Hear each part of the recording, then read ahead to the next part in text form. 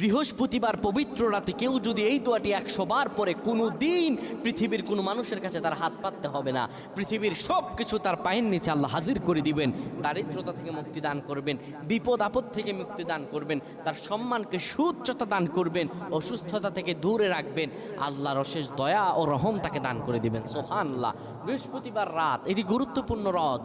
এই রাত সপ্তাহে একদিন আসে। আরবিতে রাত আগে আসে, দিন পরে আসে। সুতরাং বৃহস্পতিবারের যে দিন গিয়ে রাত, এটি বৃহস্পতিবার রাত নয়, এটি শুক্রবারের রাত, এটি জুমাবারের রাত, এটি দোয়া কবুলের রাত, আল্লাহর কাছাকাছি হওয়ার রাত। সুবহানাল্লাহ। এই বৃহস্পতিবার রাত আল্লাহ তাআলা বান্দার দোয়া কবুল করেন। কেউ যদি বৃহস্পতিবার রাতে ঈশা নামাজের পরে পবিত্র হয়ে ইয়া হাইয়ু ইয়া হাইয়ু ইয়া হাইয়ু ইয়া রফিয়ু ইয়া রফিয়ু ইয়া রফিয়ু এই দোয়াগুলো পড়তে পারে 100 বার, আল্লাহ রাব্বুল আলামিন তার